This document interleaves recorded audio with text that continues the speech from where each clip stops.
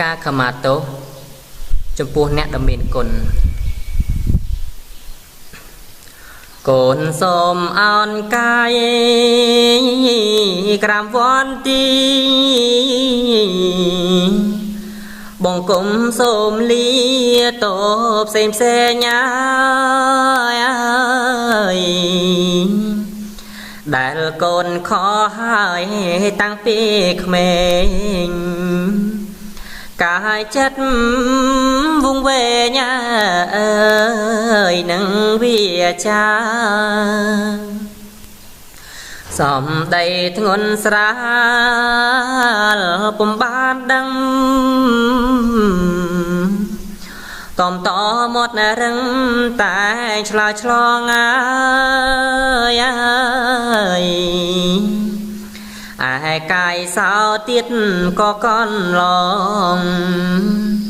ឆ្កាំឆ្កងពុំសមអើយអញជាស្រ័យរីឯចិននេះចចេះរឹង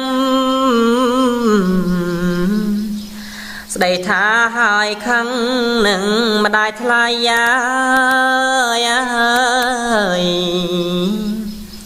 អើយពុកប្រដៅអិនខ្លាចអីធ្វើឲ្យមិនស្ដាប់មកអើយច្បាប់បំរាមកូនខច្រើនណាស់នឹងម៉ែអើ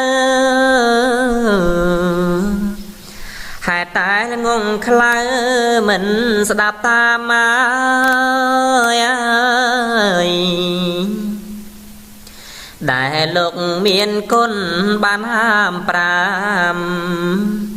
តែកូនមិនតាមអើយការប្រដៅ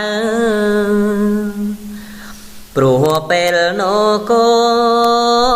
នតូចហើយល្ងង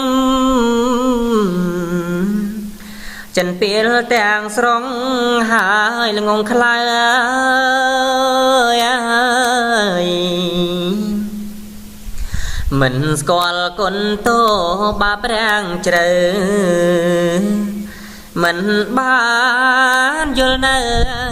អើយគុណលោកឡើយเติมតែពេលនេះកូនស្វាងចឹងកូនដឹងត្រែរីកូនលោកហើយ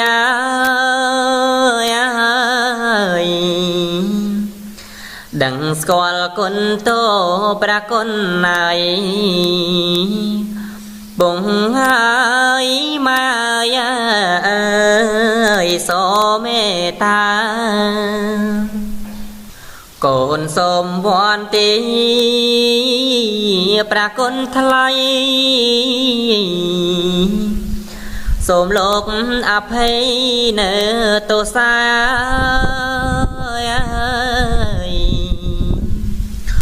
ខងតោះរើឆ្កងដោយម្ដេចម្ដា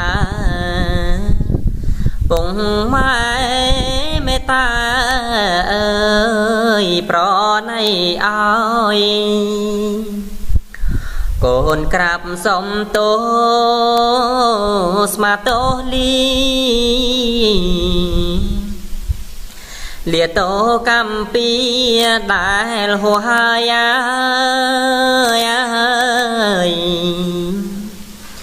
សូមអត់អោនទងព្រះគុណណា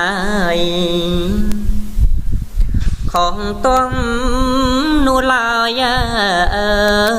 យត្បិតកូនក្មេងក្រែងកូនខឆ្កងដោយវាចាមិនសមយ៉ាងណាព្រោះវង្វេង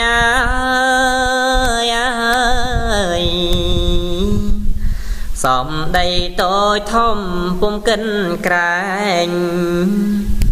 ព្រោះតែចិត្តក្មេងអើយមិនដឹងអី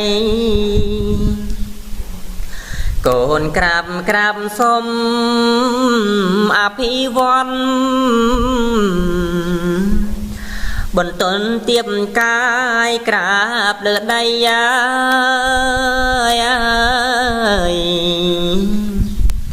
សូមអត់អន់ទុំត្រាប្រណីមហូបនំចំណៃក៏លើកជូន